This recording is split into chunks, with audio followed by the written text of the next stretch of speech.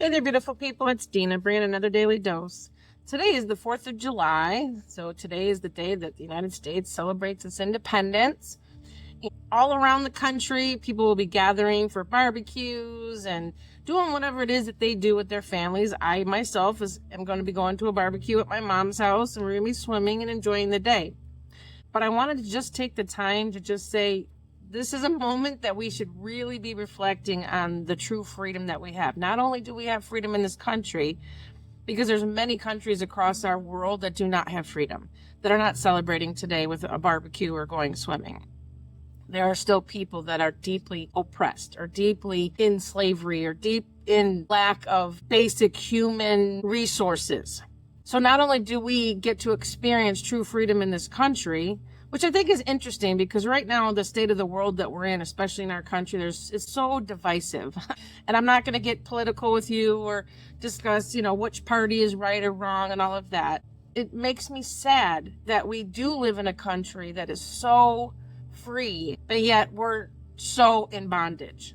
We're so in bondage to our opinions, to our judgments against other people, and that is not what God intended when he created us, when he created this planet, when he created the United States. So somehow we seem to pull him out of that picture when we're sitting here talking about our government or our world or whatever that might be. And again, I'm not trying to get political with you. I'm certainly not that kind of a person, but my heart does grow heavy when I see constant arguments back and forth from people that are free, from people that live in a country where for the most part, we can do whatever we want to do. We can have the opinions that we want to do, good and bad. But the ultimate price that was paid for our freedom, yes, there were people that died for our freedom. And we don't ever want to take that lightly. That's really why we should be celebrating today in the first place, is all the men and women that went on before us and paved the way for us to have a free society, a free country. But they wouldn't even have been able to do that if it wasn't for Jesus that first died for our freedom. So if you are a believer, if you're somebody that believes that Jesus is the one, the true Messiah that did come and pave the way for us, and this day means something so much greater than just raising our American flags and honoring our soldiers that have gone on before us and firing up that barbecue grill, whatever that is that you're going to be doing today. Don't forget the ultimate price that was paid for us so that we no longer have to be in sin and bondage. So a lot of times when people look at that and they say, I know Jesus died for my sins. So there's a lot of people that say that they're Christ followers that don't actually live that out. And that's another thing that breaks my heart. We take that for granted, or I call that sloppy grace, where we accept that gift because it was a gift, but then we don't actually really live out our life honoring that. We don't really live out the sacrifice that Christ actually did for us. But a lot of times people disconnect from it because they think it just means I'm not going to hell. So I get to go to heaven because I know that Jesus died for my sins, so I don't have to go to hell. But what about here on this earth? What about while you're still on this earth? There are so many people that are living literally hell on earth because they're not free. They're not free in their minds. They're not free in their hearts. They're operating out of a fractured identity. They don't know who they are as sons and daughters of God. They don't know how to renew their mind. Jesus paid that price for us so that we can live free now, so that we can walk the way he walked. So when he says, if you have seen me, you've seen the Father, meaning that Jesus is the example of how we're supposed to live here on this earth. While we're alive, we're supposed to live as his example. We're not supposed to be fighting against each other. We're not supposed to be criticizing and judging and going against our brother. We're supposed to be giving out our hand. He died for us as an example that we give up our lives for others, that we give up our own agenda and our own opinion for others, that at the end of the day, it's humanity that's more important than anything else. Humanity is more important than someone's opinion or someone's bill that just passed or whatever that is. And I know this can get very controversial, and that's not what my intention is here today. It is literally just to help you take a minute and sit back and reflect on the fact that what your true freedom means. It means you have the ability to love other people through the lens of Christ. You can see them the way God sees them. You don't have to live in the bondage of sin and death here on this earth. So it is death. It's spiritual death. You might be thinking that this has something to do with eternity way down the road when someday you die, because that's one thing that's guaranteed. None of us are going to get out of this life alive. We all die. Okay, 100% chance of death is going to happen to each and every single one of us. Whether that's sooner or later in our life is irrelevant. The fact is we all will go somewhere. It's about living with that freedom right here, right now on this planet, about giving to our brothers and sisters, about reaching out your hand. Jesus was the model of how we were to live our lives. He was the one that paid the price and said, this is how you're supposed to do it. This is how we're supposed to suffer well. This is how we're supposed to reach out our hand to somebody else that's in need. This is how we're supposed to love the widows and the orphans and help them. This is how we're supposed to help mend up the wounds of the brokenhearted. He gave us an example of how to do it. He also gave us an example of how to walk in peace and victory and joy in the midst of difficult circumstances.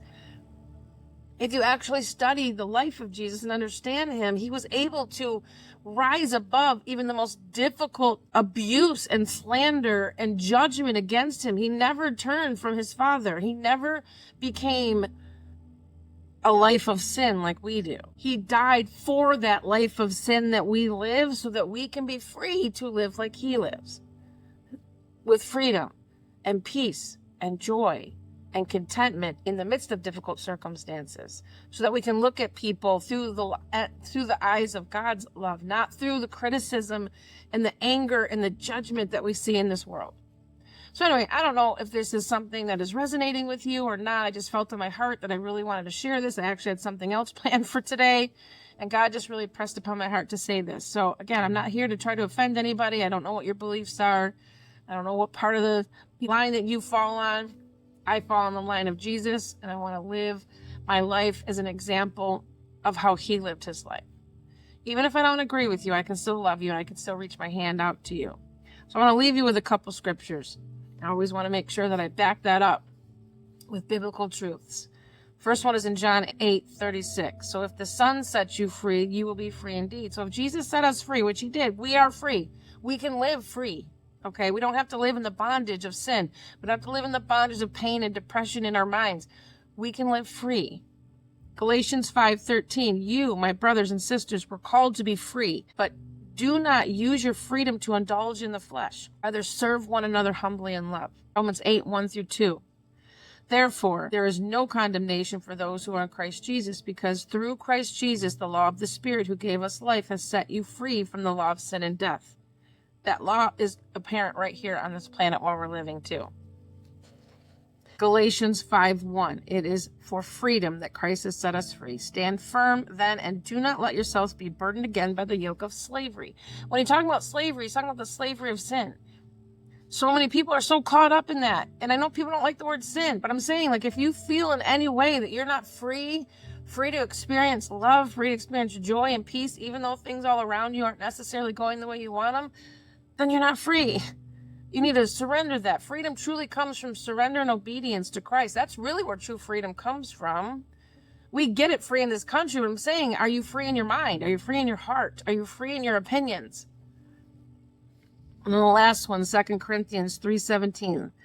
Now the Lord is the Spirit, and where the Spirit of the Lord is, there is freedom. Where the Spirit of the Lord is, there is freedom. Is the Spirit of the Lord operating within you? I challenge you.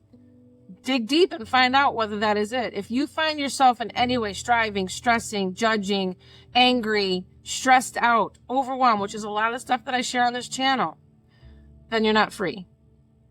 You're not free. And I want to encourage you to find the freedom. First, you have to surrender. You have to let go of how you think things should look. I had to do that. I'm telling you, my whole journey that I share is about letting go of what I thought my life was going to look like, letting go of my own opinions, letting go of my pride, letting go of control, and really receiving from God. I found true freedom, honestly, in surrender and saying, I don't know how to do this. I can't do this. I don't want to do it my way. Your will, not mine. That's actually the only decision Jesus really ever made. He said to his Father, your will, not mine. There was one time in the Garden of Gethsemane when he was about to be crucified. He knew what was coming.